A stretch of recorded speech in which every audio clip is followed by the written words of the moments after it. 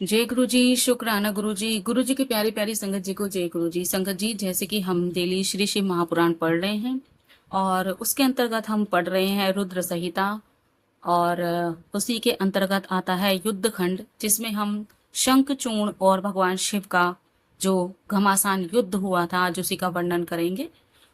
ज्यादा समय न गवाते हुए ओम नमः शिवाय। शिव जी सदा सहाय। ओम नमः शिवाय। गुरु जी सदा सहाय। 34वां अध्याय, शंखचूर्ण की युद्ध यात्रा। व्यास जी बोले, हे ब्रह्मा जी के बुद्धिमान पुत्र, हे मुनिराज, आप चिरकाल तक जीवित रहें। यह तो आपने शिवजी जी का बड़ा ही विचित्र चरित्र वर्णन किया है। अब कहिए कि शिवजी जी के दूत के चले जाने पर क्या हुआ। सनत कुमार जी बोले कि दानव शंखचूर्ण ने अपने अंतरपुर में जाकर तुलसी से कहा कि आज बड़े प्रातः ही मैं युद्ध के लिए जाऊंगा, मुझे आज्ञा दो। रात में उसने पत्नी से बहुत बातें की। दोनों स्त्री पुरुष क्रीड़ा करते हुए सुख के सागर में मस्त रहे। प्रातः उठकर यथोचित सब नित्य क्रिया की और ब्राह्मणों को बहुत सा दान दिया। फिर दानवराज शंखचूर्ण ने अपने पुत्र को राजभार सौंपा और उसे भार्या तुलसी के अधीन किया। पश्चात रोती हुई प्रिया को बहुत समझाकर युद्ध के लिए बार बार निषेध करती थी, अनेक प्रकार से धैर्य दिया और सेनापति को बुलाकर सैन्य रचना कराई। क्षण मात्र में ही उसके दुर्मुद वीर युद्ध के लिए तैयार हुए। मौर्य, कालिक और कालिके आदि सभी वीर उसके साथ चले। अगणित शूरवीरों की 46 पलटने उसके साथ हुई। पश्चात सब मिलकर कुल 3 लाख अक्षौहिणी सेना युक्त वह मंडलिक छावनी से बाहर हुआ। गुरुजनों को आगे कर वह रत्न जड़ित श्रेष्ठ रथ पर सवार हो युद्ध करने चला। चलते चलते पुष्पभद्रा नदी के तट पर अक्षय वट के नीचे अपना डेरा लगाया। वहां से उसने शिवजी जी की सेना का निरीक्षण किया। इति श्री शिव महापुराण पंचम युद्ध खंड का 34वां अध्याय समाप्त। जय गुरु जी। शुक्राना गुरु जी। हर हर महादेव। 35वां अध्याय, शंखचूर्ण के दूत की शिवजी जी से वार्ता। सनत कुमार जी बोले, तब दानवेंद्र ने अपने बहुत से दानवों को शिवजी जी के पास भेजकर यह कहलवाया कि मैं शंखचूर्ण आ गया हूँ, क्या इच्छा है सत्य कहिए। तब शंख के दूत के ये वाक्य सुनकर महादेव जी प्रसन्न होकर बोले, हे महाप्राज्ञ दूत, तुम जाकर अपने स्वामी से यह कह दो कि देवताओं से वैर त्याग कर उनसे संधि कर लो और उनका राज्य उन्हें देकर सुख से अपना राज्य करो। तुम अपना राज्य करो और देवता अपना राज्य करें। प्राणियों का विरोध बुरा होता है, फिर देवताओं से विरोध की कौन कहे। तुम शुद्ध कर्मा कश्यप की संतान होकर ऐसा क्यों करते हो। जब शिवजी जी ने इस प्रकार श्रुति स्मृति के सिद्धांत की बहुत सी बातें कहकर उस दूत को समझाया, तो तर्क का ज्ञाता वह दूत भविष्य भति व्यता से मोहित हो नम्रता पूर्वक शिवजी जी से बोला, हे देवदेव, यह आपने जो कुछ कहा है वह सब सत्य है, परंतु मेरा भी निवेदन सुनिए। सारे दोष असुरों में नहीं है, देवताओं में भी हैं। मधु कैटभ दैत्य के सिर को किसने काटा? त्रिपुर के साथ युद्ध कर उसको क्यों भस्म किया? आप देवताओं का ही पक्ष कर उनका ही कल्याण क्यों करते हैं? बलि का सर्वस्व हरण कर उसे पाताल क्यों भेजा? भाई सहित हिरण्याक्ष को देवताओं ने कैसे मारा तथा शुभादि दैत्य कैसे मारे गए? समुद्र मंथन से निकले अमृत को देवताओं ने ही क्यों पान किया? क्या हम सब क्लेश भोगी और वे फल भोगी हैं? परंतु हम तो यह जानते हैं कि काल ही परमात्मा है और वह विश्व उसका खिलौना है। वह जिस समय जिसको जैसा देता है वह वैसा ऐश्वर्य पाता है। देवासुर युद्ध तो इसी प्रकार किसी न किसी निमित्त होता आया है, जिनकी हार और जीत कलाधीन है। आपको हमसे विरोध नहीं करना चाहिए, क्योंकि आप सुर असुर सबके ईश्वर हैं। आप जैसे महात्मा के लिए यह बड़े लज्जा की बात है जो हमारे साथ वैर करते हैं। तब उसके इस प्रकार के वचनों को सुनकर शिवजी जी ने कहा, हम तो भक्तों के अधीन हैं, उनकी जैसी इच्छा होती है हम वैसा ही कार्य करते हैं और किसी का पक्ष नहीं करते। जब जब जैसा हुआ सब में उनके ऐसे ही एक न एक कारण है। इस समय भी विष्णु और ब्रह्मा की प्रार्थना से मैं उससे युद्ध करने आया हूँ। देव कार्य के लिए मुझे युद्ध करने में कोई लज्जा नहीं है। तुम ऐसा ही जाकर शंखचूर्ण से कह दो, उसके मन में जैसा आवे वैसा करे। यह कहकर शंकर जी मौन हो गए। दूत अपने स्वामी शंखचूर्ण के पास चला गया। इति श्री शिव महापुराण पंचम युद्ध खंड का 35वां अध्याय समाप्त। जय गुरु जी, शुक्राना गुरु जी, हर हर महादेव। 36वां अध्याय देव दानव युद्ध। सनत कुमार जी बोले, अब उस दूत ने जाकर अपने राजा से शिवजी जी की कही हुई बात कह सुनाई। शंखचूर्ण ने प्रेम पूर्वक युद्ध को ही उचित समझा। उसने तक्षण ही अपने वीरों को युद्ध की आज्ञा दे दी। इधर सर्वेश्वर शिवजी जी ने भी अपनी सब सेना और देवताओं को युद्ध के लिए प्रेरणा दे स्वयं भी तैयार हुए। अनेक प्रकार के रणवाद्य बज उठे। दोनों पक्षों के वीर भयानक मारकाट करने लगे। महेंद्र का वृष पर्वा से युद्ध होने लगा। दंभ के साथ विष्णु, कालासुर के साथ काल का, गोकर्ण से हुताशन, कालके से कुबेर, मय से विश्वकर्मा, भयंकर से मृत्यु, संहार से यम और कालंबिक के साथ वरुण का युद्ध होने लगा। इसी प्रकार बृहस्पति से शुक्र का और नंदीश्वर आदि सब गण दानवों से युद्ध करने लगे। उन सबके जोड़ों का पृथक पृथक वर्णन नहीं हो सकता। अभी तक काली और पुत्रों सहित शिवजी जी वटमूल में बैठे ही रहे। उधर सारी सेना निरंतर युद्ध कर रही थी। शंखचूर्ण भी रत्न सिंहासन में बैठा अभी तक दूर ही था। देवताओं और असुरों ने प्राण संहरता युद्ध किया। अनेक आयुधों का प्रहार हुआ। वीरगण महापराक्रम से अपने शत्रुओं का शिर भेदने लगे। दोनों पक्षों में बार बार सिंहों का सिंह गर्जन होता था। क्षण मात्र में ही पृथ्वी कटे हुए वीरों और वाहनों से पट गई। का बंध उड़ने लगे। भयंकर रक्तपात हुआ। मांस मज्जा से युद्ध भूमि में कीचड़ उत्पन्न हो गया। फिर भी सब अपने अपने बाजे को बजा एक दूसरे को ताड़न वेदन करते ही रहे। इस प्रकार सब समय तक देवता और दानवों का बड़ा विकराल युद्ध होता रहा। शिवजी जी की माया ने सबको मोहित कर रखा था। इति श्री शिव महापुराण पंचम युद्ध खंड का 36वां अध्याय समाप्त। जय गुरु जी, शुक्राना गुरु जी, हर हर महादेव। 37वां अध्याय सेना सहित शंखचूर्ण का युद्ध और स्वामी कार्तिकेय तथा वीरभद्र की वीरता। सनत कुमार जी बोले, अब सब देवता दानवों से पराजित हो इधर उधर भागने लगे। बहुत से भागकर शंकर जी की शरण में गए और युद्ध का सब वृतांत कहा। यह सुन शंकर जी कुपित हो स्वयं युद्ध करने चले। उन्होंने पहुंचते ही सैकड़ों अक्षौहिणी का नाश कर दिया। उन्हीं दैत्यों का नाश कर उनका रक्तपान कर रही थी। अब देवता बड़ी वीरता से दानवों के साथ भयंकर युद्ध करने लगे। सैकड़ों लक्ष्य हाथियों और सैकड़ों लक्ष्य दानवों को काली अपने हाथ से पकड़ पकड़ कर अपने मुख में डाल चवर्ण करने लगी। युद्ध भूमि में हजारों कबंध नाच रहे थे। महान कोलाहल हो रहा था। स्कंद के बाणों से करोड़ों दानवों का संहार हुआ। जो बचे वे भागे। भगवती और स्कंद की विजय हुई। स्वर्ग में दुदुम्बी बजने और फूलों की वर्षा होने लगी। स्कंद जी ने असुरों से महा श्रेयकारी युद्ध किया। तब अपनी सेना का इस प्रकार संहार होते देख दानवराज शंखचूर्ण स्वयं युद्ध को तैयार हुआ। उसने कान तक खींचकर जो धनुष से बाण छोड़ना आरंभ किया तो युद्ध भूमि में वध स्थान सा दृश्य उपस्थित हो गया। घोर अंधकार छा गया।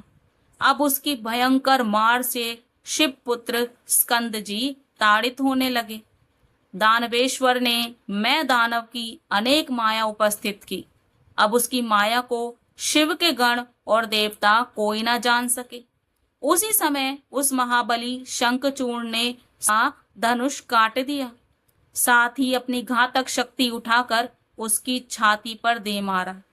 उसके प्रहार से स्कंद जी को क्षण भर के लिए मूर्छा आ गई। पश्चात मूर्छा से उठकर स्कंद जी ने अपने माता पिता का ध्यान कर भयानक युद्ध किया। अब उनके बाणों से शंखचूर्ण के रथ में छेद छेद हो गया। उसके कवच, किरीट, कुंडल और वाहन सभी को स्कंददी ने छेद डाला और एक ऐसी विष भुजी शक्ति उठाकर जो उसे मारी तो उसके प्रहार से शंखचूर्ण पृथ्वी पर गिर पड़ा और बहुत काल तक मूर्छित रहा। पश्चात उठकर उसने भी कार्तिकेय पर अपनी शक्ति का प्रहार किया। उसके लगने से वे भी मूर्छित हो पृथ्वी पर पड़े रहे। इस प्रकार उन्होंने ब्रह्म वाक्य को प्रमाणित किया। काली उन्हें अपनी गोद में उठा शिवजी जी के पास लाई। शिवजी जी ने उन्हें जीवित कर दिया। वे उठकर फिर युद्ध की ओर चले। उधर वीरभद्र शंखचूर्ण से लड़ रहे थे। दोनों के को काटा और परस्पर आघात किया, परंतु शंखचूर्ण ने एक शक्ति चलाकर वीरभद्र को पृथ्वी पर गिरा दिया। परंतु वे तत्क्षण ही उठ बैठे और दूसरा धनुष ले युद्ध करने लगे। उसी समय काली फिर युद्ध में आई और कार्तिकेश्वर की रक्षा करती हुई दानवों का चावर्ण करने लगी। दोनों पक्षों के वीर निकट संग्राम कर रहे थे। इति श्री शिव महापुराण पंचम युद्ध खंड का 37वां अध्याय समाप्त। जय गुरु जी, शुक्राना गुरु जी, हर हर महादेव। 38वां अध्याय भद्रकाली शंखचूर्ण युद्ध। सनत कुमार जी बोले, अब देवी ने युद्ध भूमि में भयानक सिंहनाद किया। कितने ही दानव मूर्छित हो पड़े। विकराल दांतों वाली चंडियां वीरों का रक्तपान कर नाचने लगी। देवताओं के दल में महाकोलाहल होने लगा। तब काली को इस प्रकार समरारूढ़ देख दानवेंद्र शंखचूर्ण स्वयं उनसे युद्ध करने आया। काली ने प्रलयाग्नि के समान घोर बाण वर्षा की, परंतु राजा शंखचूर्ण ने वैष्णव अस्त्र चलाकर उसे शांत कर दिया। तब देवी ने नारायण अस्त्र चलाया। दानवेंद्र रथ से उतर उसे प्रणाम करने लगा। इससे वह अस्त्र स्वयं ही शांत हो गया। तब देवी ने ब्रह्मास्त्र छोड़ा। दानवेंद्र रथ से उतरा, उससे भी बच गया। ब्रह्मास्त्र से बचकर उसने मंत्र पूर्वक देवी पर घोर बाण बरसाया। देवी उन सब बाणों का चमन करने लगी। साथ ही ऐसे घोर गर्जन करने लगी कि उससे दानव भयभीत हो भाग गए। इस प्रकार एक ओर काली और दूसरी ओर से दैत्येंद्र भीषण संग्राम करने लगे। पश्चात जब महाकाली ने पाशुपत का प्रयोग किया तो उसकी अमोघ्यता की रक्षा के लिए आकाशवाणी ने रोक दिया। उसकी मृत्यु नहीं लिखी थी। भद्रकाली पाशुपत को रोक 100 लाख दानवों को चट कर गई और शंखचूर्ण को भी खाने दौड़ी। तब दानवेंद्र ने रौद्रास्त्र से उसका वेग रोका तथा और भी कई दिव्य अस्त्रों का प्रयोग किया, परंतु परम क्रुद्धा भगवती ने सब खंड खंड काट दिए। उसके चलाए हुए चक्रादि को वह निगल गई। फिर बड़े वेग से उछलकर देवी ने उसे एक मुष्टिक प्रहार किया तो दानवराज 7 चक्कर खाकर पृथ्वी पर गिर पड़ा और क्षण भर के लिए उसे मूर्छा आ गई। जय गुरुजी, शुक्राना गुरुजी, हर हर महादेव। पश्चात उठकर देवी से बाहु युद्ध करना चाहा, परंतु माता की बुद्धि से बाहु युद्ध नहीं किया। देवी ने उसे पकड़ा कर बार बार घुमाकर बड़े क्रोध से ऊपर को फेंक दिया। प्रतापी शंखचूर्ण बड़े वेग से ऊपर कूद गया। फिर नीचे आ भद्रकाली को प्रणाम कर उनके आगे खड़ा हुआ।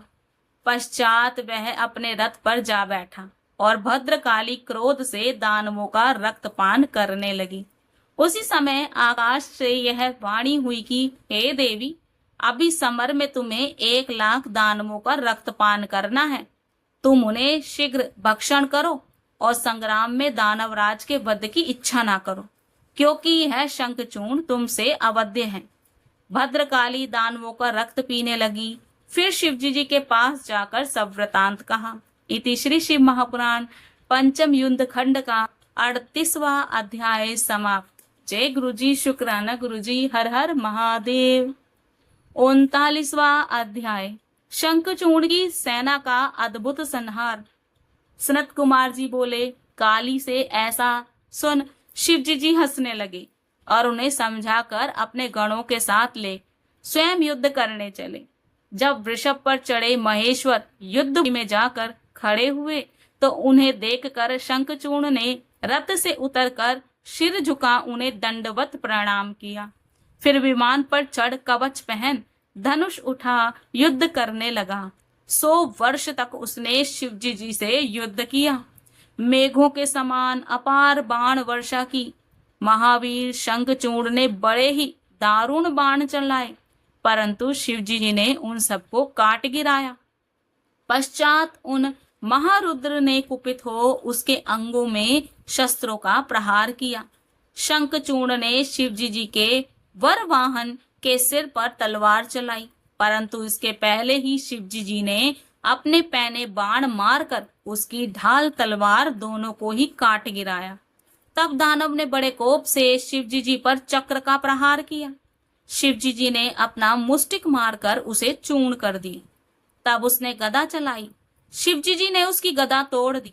इस प्रकार परस्पर भिन्न भिन्न अस्त्रों से वह लड़ता रहा और शिवजी जी उसके सभी अस्त्रों को काटते तोड़ते और चूर्ण करते ही रहे। ऐसा कोई भी शस्त्र ना रहा जो उसने शिवजी जी पर ना चलाया हो। परंतु शिवजी जी ने तो उसे त्रिशूल उठाकर मारा, तो भिन्न हृदय होने के नाते वह उसे ना लगा और उससे एक और ही पुरुष पैदा हो गया। शंखचूर्ण ने उसे खदेड़ लिया। इतने ही में महाकाली वहां फिर आ पहुंची और अपना मुख फैलाकर बहुत से राक्षसों का भक्षण करने लगी। वीरभद्र और नंदीश्वर ने भी बहुत से दैत्यों का नाश किया। अब इस प्रकार से दैत्य सेना का संहार हो गया। बचे बचाए बहुत से वीर भाग गए। इति श्री शिव महापुराण पंचम युद्ध खंड का 39वां अध्याय समाप्त। जय गुरु जी, शुक्राना गुरु जी, हर हर महादेव। 40वां अध्याय, शिवजी जी द्वारा शंखचूर्ण वध। सनत कुमार जी बोले, तब अपनी सेना के इस भीषण संहार को देखकर उस दानव ने बड़ा क्रोध किया। उसने शंकर जी से कहा, अब मैं युद्ध करूंगा, आप सावधान हो जाइए। ऐसा कहकर उस दैत्य ने महादेव पर अनेक अस्त्रों का प्रहार किया। मेघवत बाण बरसाने लगा। फिर अदृश्य हो माया से भय दिखाने लगा, जिसे देवताओं में से कोई भी ना समझ सका। परंतु उसकी कुछ भी परवाह ना कर शंकर जी उस पर दिव्य प्रहार करने लगे। इससे तत्क्षण ही उसकी सारी माया नष्ट हो गई और वे सब दिव्य अस्त्र निस्तेज हो गए। महाबली महेश्वर ने उसके लिए अपना वह शूल उठा लिया, जिसका सहन करना तेजस्वियों के लिए भी कठिन था। फिर तो उसी समय यह आकाशवाणी हुई कि हे महेश्वर, अभी उस शूल को इस पर मत चलाओ। आप जैसे समर्थ के लिए शंखचूर्ण को मारना क्या कठिन है? इस प्रतापी अस्त्र को इस पर क्यों चलाते हो? आप वेद मर्यादा का नाश न करें। जब तक इसके पास विष्णु का उत्तम कवच और उसकी पतिव्रता स्त्री है, तब तक इसको ना तो जरा और ना ही मृत्यु है। इस प्रकार उस आकाशवाणी को सुन शिवजी जी ने वैसा ही किया और शूल को रोक रखा। फिर तो शिवजी जी की इच्छा से श्री विष्णु जी वहां आ गए और उन्होंने वृद्ध ब्राह्मण का वेश धारण कर शंखचूर्ण से भेंट कर भिक्षा मांगी। शंखचूड़ ने पूछा, क्या चाहिए? इस पर उस वृद्ध ने कहा, मैं इस प्रकार ना ही मांगूंगा, पहले आप प्रतिज्ञा कीजिए। शंखचूड़ ने प्रतिज्ञा की। ब्राह्मण ने कहा, मैं आपका कवच चाहता हूँ। दानवराज ने प्राणों से भी प्यारा कवच ब्राह्मण को दे दिया। हरि ने माया से शंखचूड़ का कवच ले लिया। फिर उसी रूप से उसकी स्त्री तुलसी के समीप पहुंचे। माया विशारद विष्णु ने देवताओं के कार्य के लिए उसके साथ शक्ति से विहार किया। फिर तो शिवजी जी को अवसर मिला और उन्होंने विजय नामक एक प्रज्वलित शूल उठा शंखचूड़ पर चला दिया। उस शूल ने उसका संहार कर दिया। आकाश में दुदुम्बी बजने लगी, गंधर्व किन्नर गाने और अप्सराएं नाचने लगी। शिवजी जी के ऊपर फूलों की वर्षा हुई और मुनिगण शिवजी जी की प्रशंसा करने लगे। शंखचूड़ राधा जी के शाप से मुक्त हो अपने पूर्व रूप को प्राप्त हुआ। उसकी हड्डियों से एक प्रकार की शंख जाति पैदा हुई, जिसका जल शिवजी जी को छोड़ सभी पर चढ़ना ग्राह्य है। विशेषता विष्णु और लक्ष्मी तो शंख का जल बहुत ही प्रिय है। पश्चात उमा सहित नंदीश्वर पर चढ़कर स्कंद और गणों सहित शिवजी जी अपने लोकों को गए और अन्य देवता भी स्वस्थता को प्राप्त हुए। अब सर्प को निर्विघ्नता प्राप्त हुई। आकाश निर्मल हो गया और पृथ्वी सुमंगला हो गई। शंकर जी का यह सुखद दायक चरित्र सब दुखों को हरने वाला, लक्ष्मी देने वाला और सब कामनाओं को पूर्ण करने वाला है। जो कोई शंकर जी के इस चरित्र को नित्य श्रवण करता, पढ़ता या पढ़ाता है, वह धन धान्य पुत्र और सब सुखों को प्राप्त करता है। यह अतुल्य आख्यान सब उपद्रवों का नाशक और परम ज्ञानोत्पादक है तथा शिव भक्ति को बढ़ाने वाला है। ब्राह्मण ब्रह्म तेज युक्त क्षत्रिय युद्ध विजयी वैश्वधनी और शूद्रष्ट होता है। इति श्री शिव महापुराण पंचम युद्ध खंड का 40वां अध्याय समाप्त। जय गुरु जी। शुक्राना गुरु जी। हर हर महादेव। 41वां अध्याय तुलसी शाप वर्णन। व्यास जी बोले, हैं मुने, विष्णु जी ने तुलसी जी में अपनी शक्ति का आध्यान कैसे किया, यह मुझसे कहिए।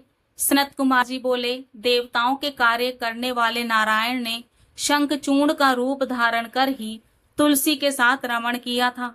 इस कार्य में पिता शंकर और माता पार्वती की आज्ञा का पालन करना भी उनका ध्येय था और आकाशवाणी से प्रेरित होकर ही विष्णु जी ने उसके कवच को ग्रहण किया तथा ब्राह्मण का रूप त्याग शंखचूड़ का रूप धारण कर वे शीघ्र ही तुलसी के पास जा पहुंचे। तुलसी के द्वार पर पहुंचकर दुदुम्बी का शब्द कराया गया और उस शब्द से उस सुंदरी को समझाया गया, जिससे वह आनंदित हो झरोके से देखने लगी और शीघ्र ही उसने अपना सुंदर श्रृंगार किया। इतने में शंखचूड़ का रूप बनाए रथ से उतरकर भगवान विष्णु तुलसी के भवन में जा पहुंचे। तब इस प्रकार अपने स्वामी को आया हुआ देखकर तुलसी बहुत प्रसन्न हुई और पति के चरणों को धोकर प्रणाम कर रोने लगी। फिर रत्न जड़ित सिंहासन पर बिठाकर मंगलाचार कराया और तांबूल दिया। साथ ही कृतज्ञता ज्ञापन करती हुई कटाक्ष सहित युद्ध का समाचार पूछने लगी। शंखचूड़ रूपी रमापति ने हंसकर अमृत सदृश्य वचनों में युद्ध का समाचार कह यह बतलाया कि ब्रह्मा जी ने हमारे और शंकर जी में संधि करा दी है, इसलिए मैं अपने घर चला आया हूँ और शिव जी शिवलोक को चले गए हैं। सबको स्वस्थता प्राप्त हो गई और उपद्रव शांत हो गए। ऐसा कहकर जगतपति ने शयन कर उसके साथ विहार किया। तब उनके उस रमण को देखकर तुलसी को भ्रम हुआ और वह तर्क करने लगी। उसने विष्णु जी से पूछा, अरे तू कौन है? सत्य कह, तूने माया से मुझे क्यों भोगा? मेरा सतीत्व धर्म क्यों दूर कर दिया? मैं तुझे श्राप देती हूँ।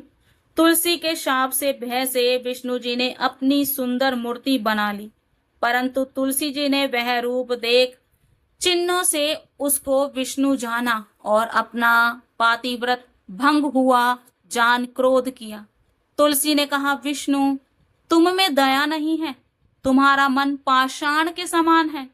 तुमने मेरे सतीत्व धर्म को भंग कर मेरे स्वामी का वध कराया है। तुम बड़े धर्महीन भी हो, अतएव मैं तुम्हें शाप देती हूँ कि तुम पत्थर हो जाओ। तुम्हें दया सागर कहना व्यर्थ है। तुमने दूसरे के लिए एक निरपराध भक्त को क्यों मारा? कहकर शंखचूर्ण की प्रिया सती तुलसी अत्यंत विलाप करने लगी। उसकी विलाप को देख विष्णु जी ने भक्त वत्सल शंकर जी का स्मरण किया। शंकर जी शीघ्र ही वहां प्रकट हो गए। उन्होंने शोकाकुल उस दुखिया को जगत की नश्वरता समझाते हुए उसकी तपस्या का फल दिया और यह कहा कि इस शरीर को त्याग तुम दिव्य देह धारण कर हरि के साथ विहार करो। साथ ही तुम्हारा यह शरीर छूटने पर भारत में गंडी नदी होगी और देव पूजन के साधन से कुछ काल में तुम मेरे वर से प्रधान रूपा तुलसी नाम से विख्यात होगी और स्वर्ग, पाताल तथा मर्त्य लोगों में तुम सर्वदा हरि की समीपता पाओगी और सब वृक्षों में तुम्हारा श्रेष्ठ स्थान होगा। तुम दिव्य रूप धारण कर सर्वदा बैकुंठ में हरि के साथ क्रीड़ा करती रहोगी और हरि के अंश से क्षीर सागर की भी पत्नी होगी। तुमने जो हरि को शाप दिया है उसके प्रभाव से तुम गंडकी के तट पर ये हरि पाषाण रूप में स्थित रहेंगे। वहां पैने दांतों वाले करोड़ों कीड़े उस शिला को छेद कर उसमें चक्र बना देंगे और उनका नाम शालिग्राम होगा। इस प्रकार शालिग्राम शिला से तुम्हारा संगम बड़ा ही पुण्यदायक होगा। ऐसा महामात्य वर्णन किया और पुनः अंतर्ध्यान हो गए। तुलसी ने प्रसन्न हो उस देह को त्याग दिया और दिव्य देह को प्राप्त हुई। कमलापति उसके साथ भी बैकुंठ को गए और वह गंडकी नदी होकर बह चली। विष्णु जी उसके तट के पत्थर हो गए। उस पत्थर में कीड़े अनेक प्रकार से छिद्र कर देते हैं और जो पत्थर जल में गिरता है वह बड़ा पुण्यदायक होता है। विष्णु जी के महामात्य सहित यह आख्यान बड़ा ही भुक्ति मुक्तिदायक है। हे मुने, यह सब तो मैंने तुमसे कहा, कहिए अब इसके आगे आप और क्या सुनना चाहते हैं। इति श्री शिव महापुराण पंचम युद्ध खंड का 41वां अध्याय समाप्त। जय गुरु जी, शुक्राना गुरु जी, हर हर महादेव। संगत जी, मैं आज अपनी वाणी को यहीं विराम देती हूँ और कल हम पढ़ेंगे 42वां अध्याय, जिसमें हिरण्याक्ष वध और अंधक की जन्म कथा, अंधक की अंधता और उसके द्वारा युद्ध की समाप्ति और शिवजी जी का शुक्राचार्य जी को निगल जाना, इस तरह का वृतांत हम पढ़ेंगे। आज के लिए इतना ही। अपना प्रेम हमेशा बनाए रखिए। जय गुरु जी, शुक्राना गुरु जी, हर हर महादेव।